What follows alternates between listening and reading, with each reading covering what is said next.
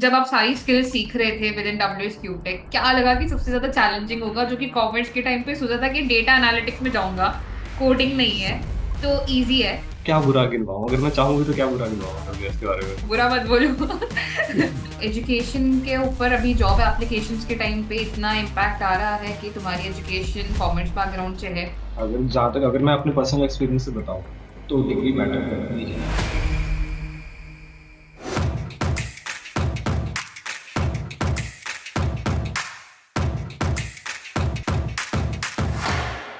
Hi Abhishek, how are you? I am doing great. How are you? I am doing great as well.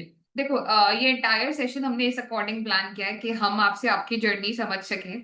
आप किस हम्म। Background से आए हो, कैसे इस कोर्स ने आपको हेल्प किया है, क्या आपके छोटे अचीवमेंट्स बड़े अचीवमेंट्स रहे हैं, not in just terms of career growth but also with in your personality जो कि आपने देखे हों। ये सारी चीजें I will be asking you, जो कि आप दूसरों तक भी कन्वे कर सकें कि क्या किसी और को भी उनकी करियर या उनकी जर्नी में हेल्प कर सकता है। Totally ma'am. सबसे पहले तो बैकग्राउंड के बारे में बताओ Abhishek. Even I don't know being your mentor, क्योंकि काफी सारे स्टूडेंट्स ने तो कभी पर्सनली ये पूछा नहीं कि what was your background before analytics. तुम पहले जॉब कर रहे थे या आर यू अ फ्रेशर? और एजुकेशनल बैकग्राउंड क्या रहा है इससे पहले? मेरा बैकग्राउंड कॉमर्स बैकग्राउंड था और कंप्लीटली मैं कॉमर्स स्टूडेंट था, लेकिन मेरा इंटरेस्ट था डेटा। मतलब कि मैं देखता था कि एक तो स्पोर्ट्स एंथुजियास्ट था मैं। तो नंबर्स देखता था कि मतलब नंबर्स कैसे इम्पैक्ट करते हैं, कैसे रिजल्ट्स निकलते हैं, मतलब नंबर्स एग्जैक्टली क्या इम्पैक्ट डालते हैं चीज़ों पे। तो एक ये नेचुरल इंक्लाइन था मेरा नंबर्स को लेके। फिर मैंने रिसर्च करा थोड़ा कि मतलब क्या इस चीज़ में फील्ड हो सकती है, क्या मतलब करियर पाथ हो सकता है क्या इसमें। तो फिर मैं आया कि मैं डेटा एनालिटिक्स है जिसमें कोडिंग कम है, क्योंकि मैं कॉमर्स बैकग्राउंड से था। तो एक मन में डर रहता है कि कोडिंग कोडिंग वो थोड़ा डर रहता है मन में। तो फिर मैंने देखा डेटा एनालिटिक्स। तो मेरे को फील्ड अच्छी लगी क्योंकि इसमें कोडिंग लेस थी। सबसे पहली बात कोडिंग लेस थी, जो कि हर किसी का होता है। उसके बाद मेरा जो इंटरेस्ट था कि हाँ, नंबर्स पे आप वर्क कर सकते हो, नंबर से क्या आप अंडरस्टैंड करके आप इम्पैक्ट डाल सकते हो। तो सबसे मेनली वो था। तो मैंने और थोड़ा रिसर्च करा, इंस्टीट्यूट्स वगैरह देखे कि कौन सा इंस्टीट्यूट बेस्ट है, किसकी रेटिंग बढ़िया है, रिव्यू क्या है। फिर मुझे पर्सनली किसी ने रिकमेंड करा डब्ल्यूएस क्यूब टेक कि आप एक बार ये देखो। मैंने ज्वाइन करने से पहले 2-3 महीने तक मैंने यूट्यूब पे क्लासेस लगाई थी। आप ही की क्लासेस लगाई थी आप, जिसमें पढ़ाते थे, एक्सेल पढ़ाते थे, पावर बीआई पढ़ाते थे बेसिक्स। तो मेरे को मतलब लगा कि ये तो बहुत इजीली मुझे समझ आ रहा है।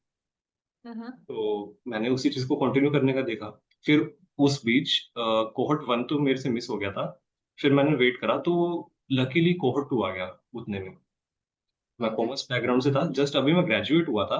और उसके बाद मैं ये सब देख रहा था कि मतलब मेरे लिए क्या क्या करियर पाथ्स हैं।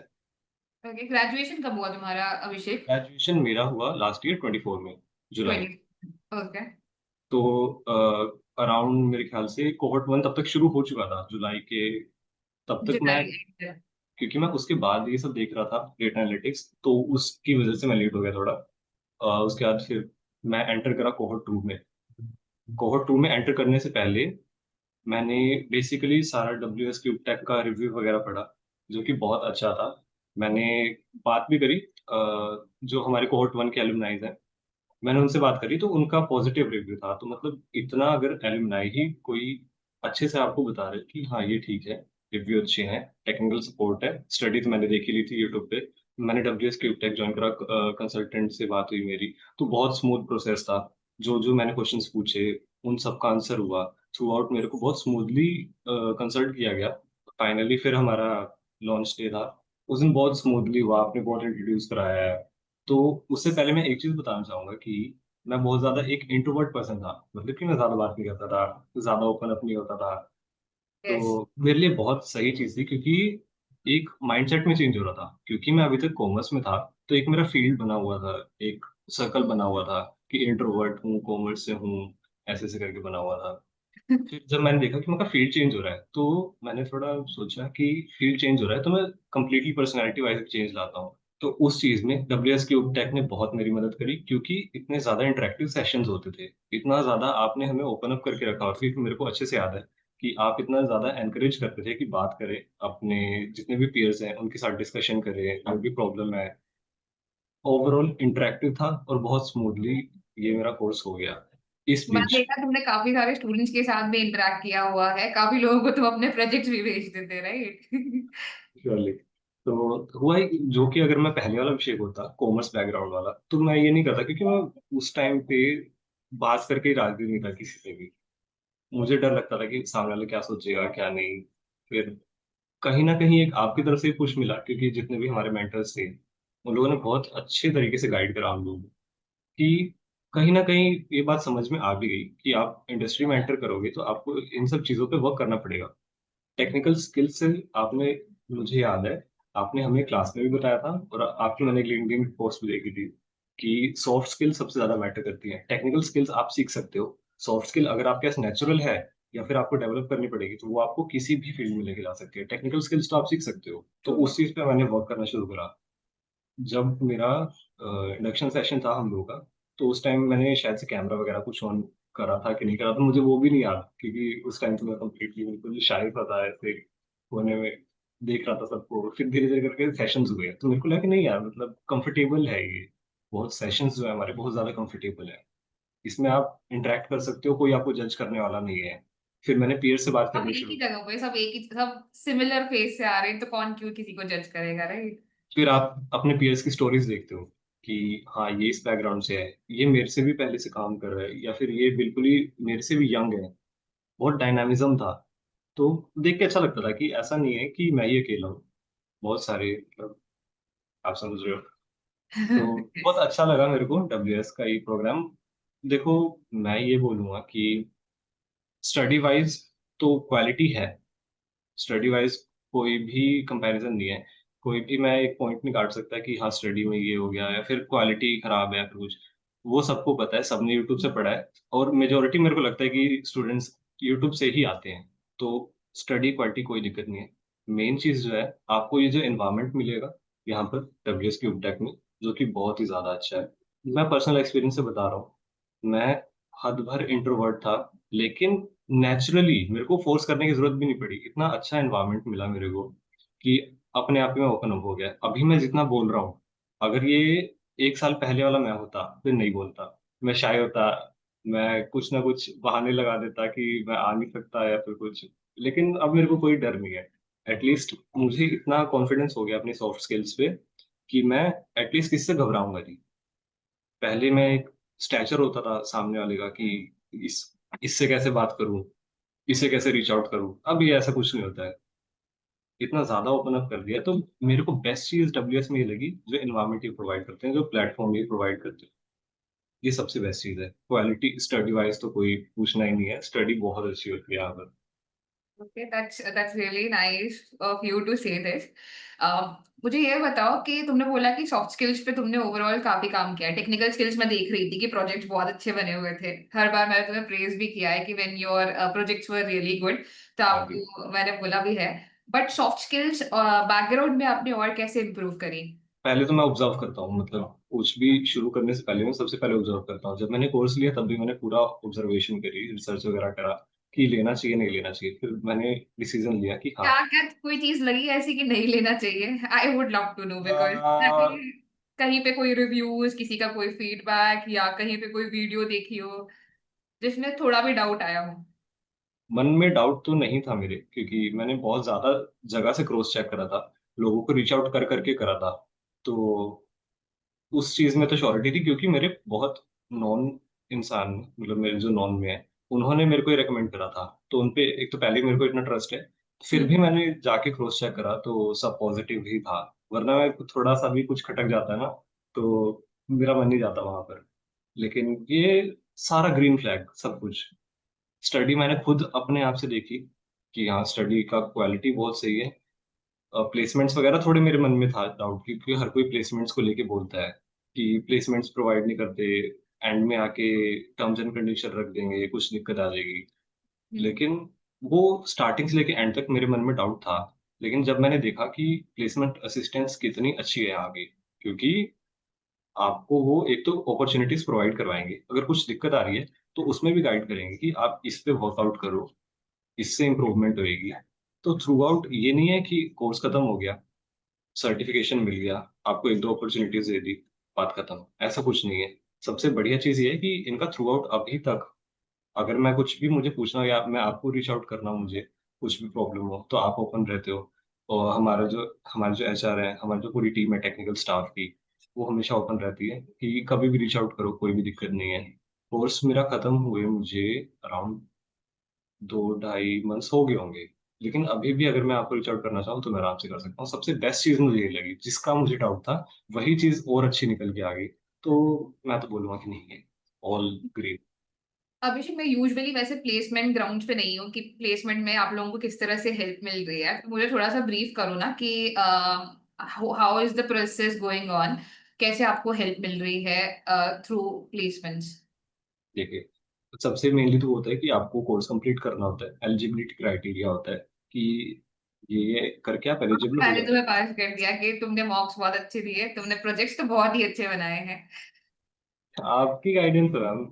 मतलब सोचो, कंप्लीट फ्रेशर जो कॉमर्स बैकग्राउंड से, उसको कुछ नॉलेज नहीं है, उसके बाद भी कोई बंदा इतना अच्छा क्रिएटिव, या तो आप परफेक्शनिस्ट हो सकते हो या तो आप क्रिएटिव हो सकते हो। हम्म। तो मेरा ये मानना है कि अगर मैं कर सकता हूँ, क्योंकि मुझे कोई भी आइडिया नहीं था कि टूल्स को कैसे यूज करना है, बिजनेस एस्पेक्ट क्या रहता है चीजों का, वो थ्रू आउटली आपने इतना स्मूथली समझा दिया कि मुझे लगा ही नहीं, एफर्ट लगा ही नहीं कि मुझे समझने की जरूरत है।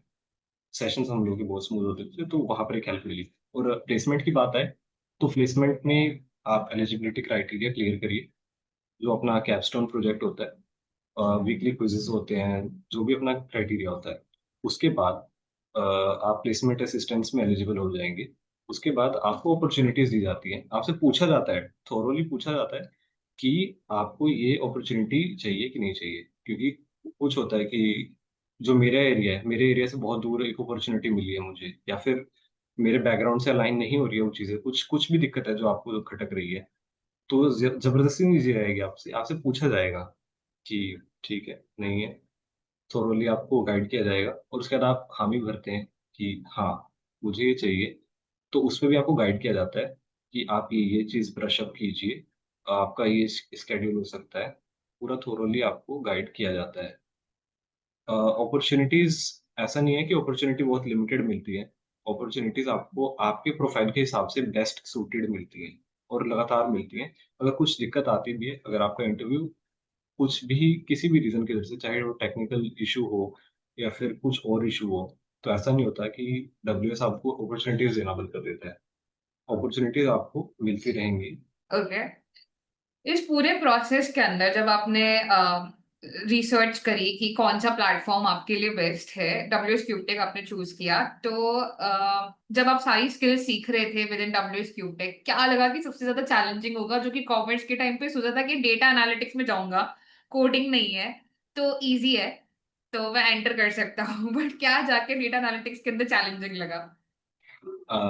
एक्सेल का तो मुझे अंदाजा था, क्योंकि एक्सेल मैंने पहले कर रखा था। तो सबसे बढ़िया चीज़ है कि अगर कोई भी फ्रेशर है, किसी को कुछ भी नहीं आता है, या फिर, तो एक्सेल की थोड़ी बहुत नॉलेज होती है सबको, और नहीं भी होती तो इतना थोरोली समझाया जाता है कि कोई दिक्कत नहीं आती है। हम्म। बिल्कुल बेसिक से स्क्रैच से आपको करवाया जाता है एक्सेल, जो कि बहुत अच्छी चीज़ है। मुझे इस चीज़ में एडवांटेज था क्योंकि मुझे एक्सेल आता था, तो एक्सेल में तो कोई दिक्कत नहीं हुई, एक्सेल अपना कंप्लीटली हो गया, प्रोजेक्ट्स वगैरह हो गए, तो कॉन्फिडेंस वहीं से बिल्डअप शुरू हो गया था, कि कॉन्फिडेंस बनना शुरू हो गया। उसके बाद आया एसक्यूएल। एसक्यूएल थोड़ा मतलब कोडिंग टाइप का था, कि उसमें क्वेरी लिखनी है आपको, फिर रिजल्ट आएगा, तो वो स्ट्रक्चर समझना पड़ता है। तो मेरे को एक टाइम पे लगा कि एसक्यूएल थोड़ा मुश्किल है, फिर उसके बाद जब एसक्यूएल पार हो गया तो फिर पावर बीआई आया। पावर बीआई में मस्त मजा आ रहा था कि हाँ विजुअलाइजेशन होंगे, डैशबोर्ड्स बनाएंगे, बहुत फैसिनेटिंग सा लगता है। फिर उसमें आया डैक्स। अब एक्सेल करा आपने, एक्सेल में फॉर्मूलाज होते हैं, फंक्शंस होते हैं, राइट। कंप्लीटली डिफरेंट चीजें। मतलब आपको देखने में सिमिलर लगेगा कि हाँ एक्सेल से इंटीग्रेटेड है, उसी माइक्रोसॉफ्ट का ही है, तो सेम होएगा, लेकिन डैक्स एक बहुत अलग चीज है, डैक्स एडवांस चीज है। सबसे बढ़िया चीज मुझे ये लगी कि जब मैं एक्सेल कर रहा था तो मुझे एक्सेल में तो कोई दिक्कत नहीं, लेकिन जब मैं एसक्यूएल पे स्विच करा तो मुझे लगा कि नहीं यार ये टफ है, थोड़ा एक्सेल से टफ है। फिर मैंने पावर बीआई में जब स्विच करा तो मैंने देखा कि यार पावर बीआई टफ है, एसक्यूएल इजी है। इसके लिए भी है। इस चीज से मैंने ये चीज समझी कि मैं ग्रो कर रहा हूँ। अगर मैं सामने वाला माइलस्टोन जो है, उसको देख रहा हूँ कि ये टफ है, लेकिन उसको कंप्लीट करने के बाद मैं दूसरे माइलस्टोन पे पहुंच रहा हूँ और अब मैं पीछे मुड़ के देख रहा हूँ कि नहीं यार वो तो इजी था। तो इट मीन्स मैं ग्रो कर रहा हूँ, मेरा लेवल इंक्रीज हो रहा है। तो पावर बीआई टूल्स तो बहुत स्मूथली निकल गए। बस एक डैक्स समझने की जरूरत थी। डैक्स में जब एक बार सब चीजें समझ में आने लगी तो डैक्स भी इंटरेस्टिंग लगने लगे। डैक्स भी कोई मुश्किल चीज नहीं है। बस वो थोड़ा माइंडसेट होता है ना एक्सेल का थोड़ा, कि एक्सेल से इमेजिन करना पड़ता है डैक्स में ना कि भाई पीछे बैकग्राउंड में टेबल बन रही है, हाँ, तो वो टेबल इमेजिन करनी है, दिख नहीं रही है पर बन रही है। बहुत सिमिलर सिमिलर सिमिलर चीजें होती है, जैसे कैलकुलेटेड कॉलम है और मेजर्स है। इसमें लोगों को बहुत कंफ्यूजन होती है, वो बेसिक चीज है लेकिन फिर भी लोगों को कंफ्यूजन हो जाती है, तो थोड़ा क्लैरिटी चाहिए होती है। तो पावर बीआई टूल्स टैबली और वो निकल गए। उसके बाद आया पाइथन। अब अब एसक्यूएल से मैं ज्यादा जैसे डर तैसे, लग रहा था कि कोडिंग करनी पड़ेगी। मतलब हार्डली मैं एसक्यूएल से निकला था। तो एसक्यूएल मेरे को बाद में इंटरेस्टिंग लगने लग गया था, क्योंकि एसक्यूएल मतलब जब मैंने बाद में देखा था एसक्यूएल बहुत ज्यादा यूज लैंग्वेज है, टॉप 3 लैंग्वेजेस में आता है। तब मेरे को इंपॉर्टेंस पता लगी कि एसक्यूएल कितना ज्यादा इंपॉर्टेंट है। और एसक्यूएल तो नहीं जाने वाला कहीं। जो कहते हैं कि एआई ले लेगा, जॉब ले लेगा, ये हो जाएगा, कुछ नहीं होता है। एसक्यूएल इतने टाइम से चलता आ रहा है और चलेगा, क्योंकि डेटा बेस में वो बहुत ज्यादा इंपॉर्टेंट लैंग्वेज है। उसके बाद है पाइथन। पाइथन स्टार्ट हुआ तो, ऑल्दो मैंने पाइथन वो डब्ल्यूएस का जो पूरा 30 आवर्स का डेटा एनालिटिक्स वाला था, मैंने वो करा था। उसमें मैंने पाइथन के बेसिक्स करे थे उस टाइम पे, कि प्रिंट फंक्शन क्या होता है, बेसिक बेसिक मेरे को समझ था। तो बेसिक चल गया। उसके बाद आना शुरू हुआ, लूप शुरू हुआ। तो लूप भी ठीक है, समझ आया धीरे धीरे करके। उसके बाद फिर शुरू हुआ डिक्शनरीज करा, लाइब्रेरीज, पैंडा, नमपाई। वो थोड़ा टफ लगना शुरू हुआ मुझे कि नहीं, करना पड़ेगा। बेसिकली अगर मैं बोलूँ तो सबसे हार्ड मुझे लगा पाइथन, क्योंकि वो एंड में आया था। अगर मैं उसके आगे भी कुछ सीखता तो फिर मेरे को पाइथन इजी लगने लग जाता, जैसा कि एसक्यूएल के टाइम पे लगा था जब मैं पावर बीआई पे स्विच करा था। तो फिर भी धीरे धीरे करके पाइथन हो गया, क्योंकि पाइथन पाइथन सबसे बेस्ट चीज मेरे को ये लगी कि जितने भी बाकी सारे प्रोग्राम्स थे उसमें पाइथन नहीं दिया जा रहा था। उसमें आपको पावर बीआई टूल सिखाएंगे, एसक्यूएल सिखाएंगे, एक्सेल सिखाएंगे, हो गया। लेकिन इसमें क्योंकि मार्केट इतनी ज्यादा कॉम्पिटिटिव है, तो पाइथन की वजह से बहुत आपको एज मिल जाता है। और ऊपर से पाइथन ही नहीं, एआई एमएल भी था। तो फिर, और मेन बात तो यह है कि उसमें प्रोजेक्ट्स बहुत अच्छे थे डब्ल्यूएस के प्रोग्राम में। पाइथन था आपको एज देने के लिए, एआईएमएल था आपको एज देने के लिए। ये ऑलरेडी एक्स्ट्रा चीजें हैं जो आपको एक एज दे देंगी मार्केट में।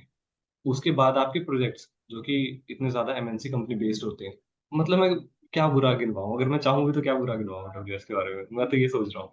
नहीं, तो बुरा बुरा मैं डब्ल्यूएस के लिए नहीं बोल रही हूँ, बुरा मत बोलो। बताओ तुम्हारे लिए चैलेंजिंग क्या था।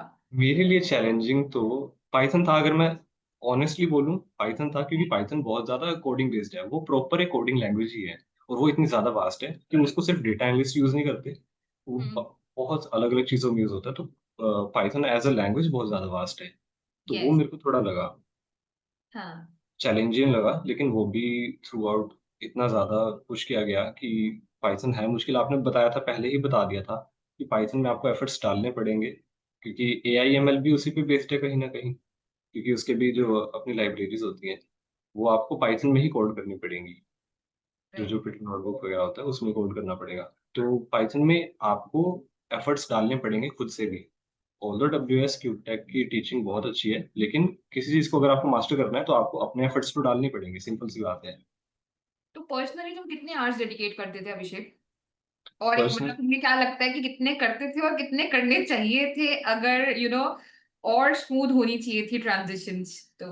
स्टार्टिंग में जब पाइथन हुआ था शुरू, तो उस टाइम पे पहला जो हमारा प्रोजेक्ट था सुपरमार्केट बिलिंग सिस्टम, जिससे हमें रिसीट बनानी थी बेसिकली, अपना एक बिलिंग सिस्टम बनाना था। तो उसे बनाने में मुझे ऑलमोस्ट 2 दिन लग गए थे, 2 days वेंट इन दैट। उसके बाद मुझे लगा कि यार इतना सारा टाइम क्यों लग रहा है। फिर मैंने थोड़ा मतलब यूट्यूब पे गया, यूट्यूब पे अलग अलग क्लासेस लगाई। फिर मुझे लगा कि नहीं, अलग अलग जगह से पढ़ने का कोई फायदा नहीं है, एक टीचिंग मेथड ग्रैब करो, उसी को मास्टर करो। फिर मैं डब्ल्यूएस वाले पे ही गया वापस, डब्ल्यूएस वाला पढ़ा मैंने, सारा कोर्स करा। इनिशियली जब पाइथन शुरू हुआ था तो मैं 2 आवर्स देता था, क्योंकि मेरे को लग रहा था कि हो जाएगा, क्योंकि अभी तक इजीली एसक्यूएल हो रहा था, पावर बीआई और टैबली वगैरह सब हो रहा था इजीली, इतना एफर्ट्स डाल के। लेकिन फिर पाइथन जब आया तो मेरे को लगा कि नहीं, मैं लैग कर रहा हूँ।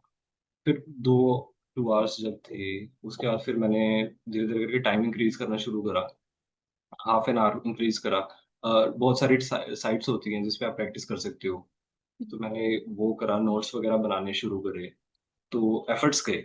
ऑलमोस्ट जितना मैं एफर्ट डाल रहा था, उसका इंटू 2 तो आपको डालना ही है, एटलीस्ट बेसिक ग्रैब करने के लिए, क्योंकि पाइथन है मुश्किल थोड़ी, और पाइथन फिर उतनी फ्रूटफुल भी है, क्योंकि आप जितनी जगह अप्लाई करोगे, तो वो पाइथन प्रेफ़रेंस में रखते हैं, और वहाँ पर मेरे को अगर पाइथन नहीं आती होती, तो शायद मैं शॉर्टलिस्ट भी ना होता। तो पाइथन जितना आपको मुश्किल लग रहा है, अगर आपने कर लिया तो उतना फ्रूटफुल भी है। You come from a non technical background Abhishek, right? तो हुँ। कुछ कभी डिसएडवांटेज लगी कि यार टेक्निकल बैकग्राउंड से होता तो शायद यहाँ मेरे लिए बेटर होता, ऐसा कभी लगा? टेक्निकल बैकग्राउंड ऑनेस्ट ओपिनियन ना, कुछ भी ऐसा नहीं कि you need to sugar coat it और समथिंग फॉर मी। मतलब ठीक है, टोटली। मैं मेंटर हूँ अपनी जगह पे, बट अपना ऑनेस्ट ओपिनियन बताओ। एक तो जब स्टार्टिंग में था, जब मैंने ये देखा कि पाइथन है, एसक्यूएल है, ये सब कोडिंग वगैरह मेरे को लगा, मतलब कि आप धीरे-धीरे करके पढ़ते हो तो आपको क्लैरिटी होती है कि हाँ, ये कोडिंग बेस्ड है, ये ऐसे है। तो उस जगह मेरे को लगा कि यार किसी ने बीसीए कर रखा है, बीटेक कर रखा है, तो उनको स्टार्टिंग से एक बेस मिल रखा है कि हाँ, कोडिंग उनको आती है, उनको अंडरस्टैंडिंग है इन सब चीज़ों की। और दूसरी चीज़ ये है कि जब मैंने वैकेंसीज़ देखी थी, तो उसमें प्रेफ़र करते हैं आपकी जो बैचलर्स की डिग्री है, वो बीसीए, बीटेक, बीएससी ऐसे करके कंप्यूटर साइंस में होती है। तो उसमें बीकॉम बहुत रेयरली आपको बिज़नेस रोल में मिल जाएगा। बीबीए, बीकॉम की मतलब जहाँ पर प्रेफ़रेंस होती है, बैचलर्स डिग्री या फिर कुछ भी। लेकिन मेजॉरिटी जो पार्ट रहता है, उसमें आपकी बीसीए, बीटेक इन सब की डिग्रीज़ की माँग होती है। तो वहाँ पर मेरे को लगा कि यार अगर मैं कर भी लेता हूँ, तो प्रेफ़रेंस तो मेरे को मिलेगी नहीं। फिर मैंने कहा छोड़ो कोई बात नहीं, स्किल्स पे बेस्ड है ना ये चीज़। तो मैं प्रोजेक्ट इतने अच्छे बनाऊँगा, मैं स्किल्स इतनी अच्छी सीख लूँगा कि वो ओवरकम कर देंगे इन सब चीज़ों को। तो बस यही एक मन में डाउट था कि एक तो मेरा बैकग्राउंड नहीं है, तो बैकग्राउंड में स्विच करने में हर किसी को डर लगता है। अगर कोई टेक्निकल बैकग्राउंड से है, उसको फाइनेंस फाइनेंस में जाना है, तो उसको लगेगा कि यार मैं अभी तक टेक सीख उसके बाद फाइनेंस में स्विच करना पड़ रहा है एक के बाद में नहीं। बेसिकली मेरे को बस यही था, एक तो डिग्री का कि मतलब मेरी बीकॉम है, और थोड़ा कोडिंग का डर था, जो कि मैंने स्टार्टिंग में, वरना डेटा साइंस भी कर सकता था, लेकिन वही डर था कोडिंग का। ठीक। अभी क्या लगता है कि क्या एजुकेशन के ऊपर अभी जॉब एप्लीकेशंस के टाइम पे इतना इम्पैक्ट आ रहा है कि तुम्हारी एजुकेशन कॉमर्स बैकग्राउंड से है? क्योंकि no doubt. I don't know, मतलब तुम अप्लाई कर रहे हो तो तुम्हें क्या लगता है कि क्या उसका इम्पैक्ट आ रहा है कि कॉमर्स बैकग्राउंड से हो, या स्किल्स पे ज्यादातर रिलेवेंट है चीजें? अगर जहाँ तक अगर मैं अपने पर्सनल एक्सपीरियंस से बताऊँ, तो डिग्री मैटर करती है, क्योंकि वो जब वैकेंसीज़ निकालते हैं, जब ओपनिंग निकालते हैं, तो उसमें उन्होंने क्लियरली मेंशन कर रखा होता है कि हमें इस बैचलर्स डिग्री के चाहिए कैंडिडेट्स। वहाँ पर मेरा कॉमर्स होता है, क्योंकि मैं उसको तो चेंज कर नहीं सकता आप कुछ भी। तो वहाँ पर एक प्रेफ़रेंस वाली बात हो जाती है, क्योंकि वो प्रेफ़र ही बीटेक, बीसीए इन बैचलर्स कैंडिडेट्स को करते हैं। तो बस वहाँ पर एक एज मेरे को नहीं मिल पाता है, क्योंकि अगर कोई मेरा काम देखे, अगर कोई मेरी स्किल्स देखे, तो वो मुझे शायद वो हायर करे, लेकिन वहाँ तक बात जा ही नहीं पाती है, क्योंकि मैं जहाँ-जहाँ अप्लाई कर रहा हूँ, वहाँ ये दिक्कत आ गई है। ऑनेस्टली बताऊँगा, वहाँ पर ये दिक्कत आती है। ओके। लेकिन एक टाइम ऐसा आता है जब आप इंडस्ट्री में एंटर कर जाओगे, तो कोई दिक्कत नहीं आएगी, क्योंकि उसके बाद आपका एक्सपीरियंस काउंट होना शुरू होता है। आपने जो काम करा है, वो काउंट होता है। उसके बाद आपकी बैचलर्स डिग्री इतनी रेलेवेंट नहीं हो जाती है। तो बस एंट्री के टाइम पे आपको दिक्कत होएगी, वरना ऐसे नहीं होएगी। इस पूरे प्रोसेस में जब तुमने सारी प्रिपरेशंस करी है, क्या पार्ट अप्लाई करते वक्त टफ लगता है? मतलब रिज्यूमे बनाना, या वो इंटरव्यू को फेस करना, टेक्निकल इंटरव्यू राउंड को फेस करना, क्या सबसे टफ पार्ट लगता है? कैसे ओवरकम किया है अगर टफ लगता है तो? मेरा थोड़ा पर्सनैलिटी भी ऐसा सा था, थोड़ा शाय वाला, थोड़ा पीछे रहने वाला। तो उसमें सॉफ्ट स्किल्स पे तो काम करना ही था मुझे, और हम्म। मुझे रेज़्यूमे का कुछ नहीं पता था। मैं बिल्कुल वो कॉलेज स्टूडेंट था जिसको एक्सपोज़र कुछ भी नहीं था। क्योंकि मैंने कॉलेज के सीधा डायरेक्टली ये कर लिया था, जॉइन कर लिया था कोर्स। तो एक आउटसाइड वर्ल्ड का एक्सपोज़र कुछ नहीं मिला मुझे। तो उसका वो डर था कि रेज़्यूमे क्या होता है, सीवी क्या होता है, ये सब क्या होता है। पता था कि अप्लाई करते हैं, अप्लाई करने में काम आता है, इतना ही पता था। उससे ज़्यादा कुछ नहीं पता था। लेकिन जो एचआर सेशंस थे हमारे, उसने बहुत ज़्यादा क्लैरिटी दी, क्योंकि एचआर सेशन जो आकांक्षा ने लिए थे, थैंक्स टू आकांक्षा बहुत बहुत स्मूथली उन्होंने सब कुछ समझाया, एक छोटी छोटी। मुझे तो ये भी नहीं पता कि जेडी क्या होता है। बाद में पता लगा कि अच्छा, जॉब डिस्क्रिप्शन ऐसे करके होता है, कंपनी ये करती है। तो ओके। मेरे को तब पता लगा। तो बहुत बेसिक बेसिक चीज जो नहीं पता होती लोगों को, तो वो उसमें एक थोड़ा सहम जाते हैं कि यार मुझे तो इतना भी नहीं पता, लेकिन वो भी आकांक्षा ने बहुत अच्छे से समझाया। एचआर सेशंस जो हमारे थे, उसमें इंटरव्यूज बताया कि टेक्निकल, मुझे ये भी नहीं पता था कि इंटरव्यू के कुछ पार्ट्स होते हैं। मुझे ये पता था कि इंटरव्यू होता है, अब टेक्निकल एस्पेक्ट होता है, आपका एचआर एस्पेक्ट होता है, अलग अलग एस्पेक्ट होते हैं आपके। एक राउंड नहीं होता, दो राउंड नहीं होते हैं, अलग अलग डिफरेंट राउंड होते हैं। तो वो बहुत थोरली समझाया कांक्षा ने कि किस सिचुएशन में आपको कैसे जवाब देना चाहिए, कैसे काम रखनी चाहिए, जो कि मेरे को बहुत काम, क्योंकि मैं बिल्कुल फ्रेशर था, मुझे कुछ नहीं पता था। लिटरली अगर मैं बताऊं तो मुझे कुछ भी नहीं पता था, जो कि बहुत हेल्प करी मुझे। सॉफ्ट स्किल्स धीरे धीरे करके, इंटरव्यू दे दे के मेरी, मुझे याद है कि फर्स्ट मॉक हमारा कैसा गया था। फर्स्ट मॉक बहुत ही ज्यादा अंडरवेलमिंग मैं अपनी तरफ से बोलूंगा, क्योंकि मैंने उससे पहले मॉक दिया भी नहीं था। मॉक क्या, मैंने इंटरव्यू दिया ही नहीं था। अब जैसे जैसे मैं इंटरव्यूज दे रहा हूँ तो मुझे क्लैरिटी है कि हाँ, इस जगह ये चीज नहीं बोलनी, इस जगह आप इसको कोट पर कैसे बोल सकते हो। मुझे याद है कि जब हमारा पहला इंटरव्यू हुआ था, तो उस टाइम में बहुत ज्यादा एक चीज को ही लेके पकड़ के एक्सप्लेन करे जा रहा था, बार बार एक्सप्लेन करे जा रहा था, जो कि जितना नहीं करना है। अगर आपने मुझसे एक क्वेश्चन पूछा है, तो वो नहीं होता जैसे आप एक मार्क्स का क्वेश्चन है, आप उसको 5 मार्क्स के आंसर की तरह सुना रहे हो, जो कि जरूरत नहीं है। एक हाँ। मार्क्स का पूछा है, आप 1 मार्क्स जितना ही बताओ, बिल्कुल जितना रेलेवेंट है उतना ही बताओ। अब मैं उसको 5 मार्क्स जितना खींच के चला रहा था, फिर मैं कहा अच्छे से एक्सप्लेन करूंगा तो अच्छे से समझ आएगा, लेकिन वो बिल्कुल नहीं होता है। जितना पूछा है आप उतना बताओ, अगर इंटरव्यूअर इंटरेस्टेड होगा तो वो और डीपली जाएगा, तब आप समझाओ। हम्म। तो वो चीज धीरे धीरे करके, इंटरव्यू देके, लोगों से बात करके, वो चीज आपको तब समझ आती है। क्योंकि सॉफ्ट स्किल आप वीडियोस देख के, ब्लॉग्स पढ़ के नहीं समझ सकते, वो चीज़ आपको फेस अपने करनी को पड़ती है कहीं ना कहीं जाके, जब तक वो फोर फ्रंट हम लोग फेस नहीं करेंगे तब तक पॉसिबल नहीं है। वर्क करना ही पड़ेगा आपको अपने ऊपर। अगर आपने सॉफ्ट स्किल अपनी मास्टर कर ली है, जो कि मैं अभी भी कर रहा हूँ, मैं तो मतलब बिल्कुल स्टार्टिंग फेज में हूँ, अभी भी स्टार्टिंग फेज में ही बोलूंगा अपने आप को। तो अभी भी मैं कर रहा हूँ, ब्रशअप कर रहा हूँ, अपनी टेक्निकल स्किल्स करता हूँ, सॉफ्ट स्किल में लोगों से बात करता हूँ। चाहे चैट हो, चैट पे तो मैं उतना अब प्रेफर नहीं करता, पहले मैं चैट ही प्रेफर करता था, क्योंकि भाई ज्यादा बात करने की हिम्मत होती। लेकिन अब फिर फेस टू फेस अगर आप बात करोगे, इससे कॉल पे बात करोगे, तो एक फ्लुएंसी आपकी इंक्रीज हो जाती है।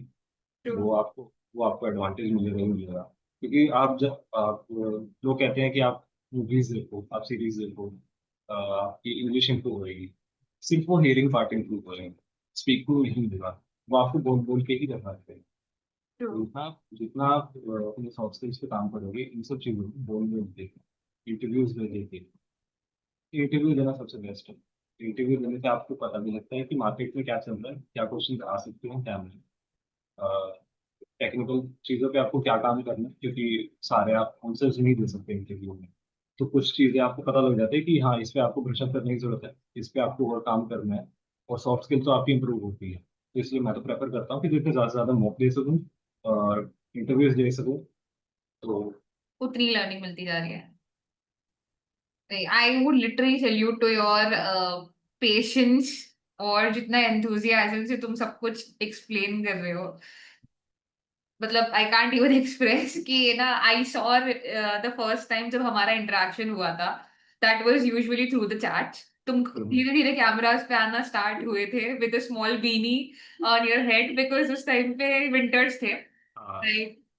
तो धीरे धीरे कैमरास पे आए, फिर धीरे धीरे क्वेश्चंस आने लगे, और फिर I started seeing your project. तो मुझे पता है वो फेज जो तुम एक्चुअली बता रहे हो, कि इट स्टार्टेड विद, मुझे ज्यादा नहीं पता था अभिषेक पांडे के बारे में, बट धीरे धीरे जैसे मैं प्रोजेक्ट्स देखती गई कि हाँ ठीक है, the student is doing well, अच्छा कैमरा पे आ रहा है, अच्छा बात भी कर रहा है, अच्छा इंटरेक्ट कर रहा है, क्वेश्चन पूछ रहा है, डाउट पूछ रहा है, तो वो जर्नी एक्चुअली मैंने भी देखी है तुम्हारी।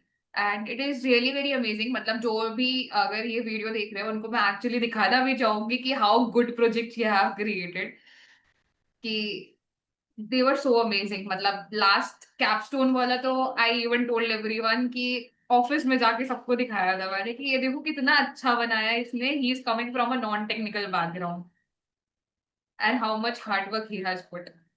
तो that is really commendable, Abhishek. Really means a lot ma'am, क्योंकि जर्नी आपने मेरा पूरा जर्नी देखा है। उसके बाद आपने वो फेजेस भी, कुछ फेजेस भी देखे हैं जिसमें स्टूडेंट्स डिसअपॉइंट हो जाते हैं, बहुत फ्रस्ट्रेट हो जाते हैं कि कुछ नहीं हो रहा, कुछ नहीं हो रहा है। उसके बाद भी आप कंप्लीटली बैक करते हो अपने स्टूडेंट्स को। तो वो चीज़ सबसे बेस्ट होती है, क्योंकि अगर आपका मेंटर जो है वो आपको बैक कर रहा है, वो आपके स्किल्स पे पूरा भरोसा दिखा रहा है कि हाँ, इसमें पोटेंशियल है, तो वो चीज़ कहीं ना कहीं मोटिवेट करती है आपको।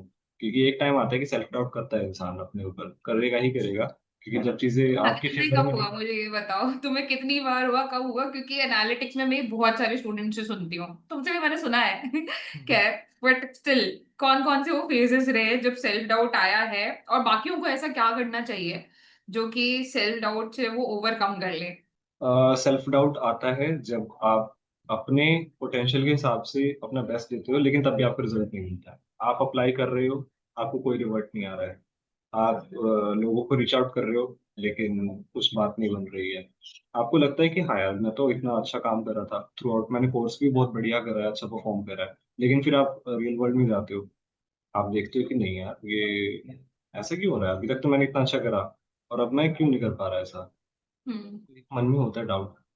उस टाइम पे अगर आपने जो काम कर रखा है, आपको उस पे अप्रेजल अप्रेजल कह रहा प्रेज मिला है, तो आप उस चीज को कंसिडर करो उस टाइम पे। क्योंकि मुझे याद है, आपने जब जब मुझे प्रेज करा था, मैंने उसका स्क्रीनशॉट लेके रखा था कि अगर इन फ्यूचर अगर मैं डिमोटिवेट होता हूँ, तो मैं इसी के पास आऊंगा वापस, इसी को देखूंगा कि नहीं, मेरे में पोटेंशियल है, मेरे को लोगों ने बैक करा है, मेरी चीजों पे ट्रस्ट करा है कि हाँ, इसमें स्किल्स हैं, और मैं करके दिखाऊंगा।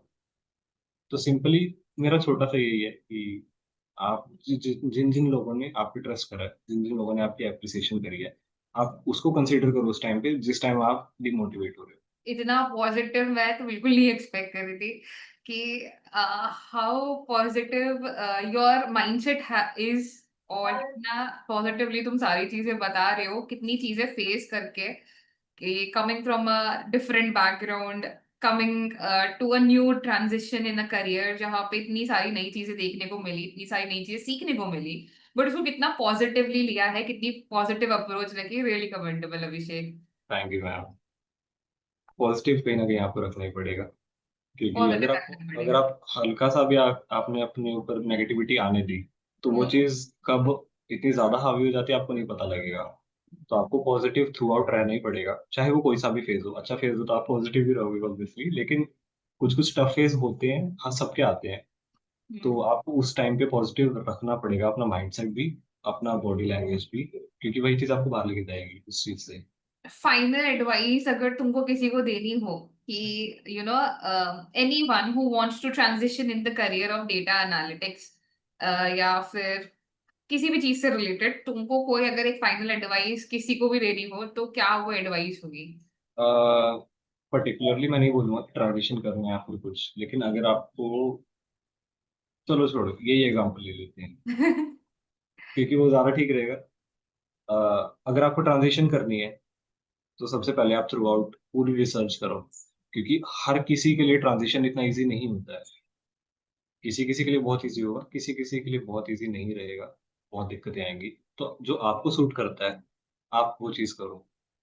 अगर मेरी कुछ बैकग्राउंड मेरा थोड़ा और चेंज होता, या फिर थोड़ा मेरा बिहेवियर मैं बोलूँ, अगर पर्सनैलिटी दूसरी होती, तो कहीं ना कहीं मैं चीज चूज नहीं करता।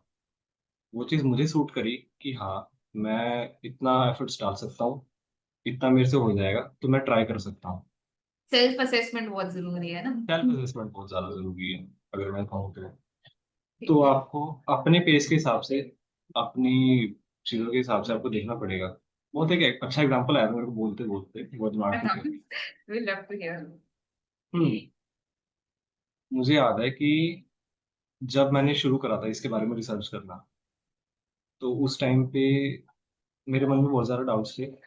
सिंपली कि कॉमर्स बैकग्राउंड से स्विच करूंगा, मेरे को अपना पढ़ाई का पता था कि मैं इतनी पढ़ाई में इतना एफर्ट्स डाल सकता हूँ, तो यार ये तो स्विच ही करना हो गया, क्योंकि जितना आपने पढ़ा है उसका आपको बहुत मेजोरिटी पार्ट काम नहीं आएगा, क्योंकि आप स्विच कर रहे हो। ऑब्वियसली ये जो बिजनेस की चीजें होती है, जो मैंने बीकॉम करा है उसमें आपको बिजनेस सिखाया गया है, वो कुछ कहीं ना कहीं आपको काम आएगा, कंप्लीटली वो वॉश ऑफ नहीं होएगा।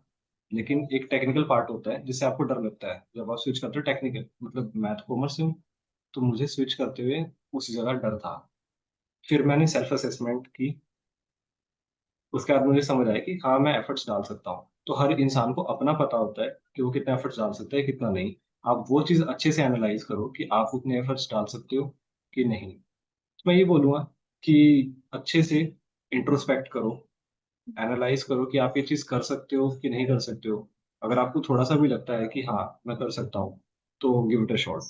बिल्कुल, जाओ और करो, क्योंकि नई चीज़ें ट्राई करोगे नहीं तो आपको पता नहीं लगेगा। तो नई चीजें ट्राई करना काफी इम्पोर्टेंट है।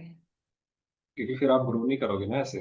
फ्लो में अगर कोई कोई एक ही जगह पे अपने आप को बंद कर लेता है ना, तो वो वहीं पे ही बंद रह जाता है। And anyone who you know wants कि नहीं, हम कुएं से बाहर निकलना चाहते हैं या हम और ज्यादा एक्सप्लोर करना चाहते हैं, एक्सप्लोर तभी कर पाते हो जब वहां से बाहर निकलोगे, अपने कंफर्ट जोन से बाहर निकलोगे।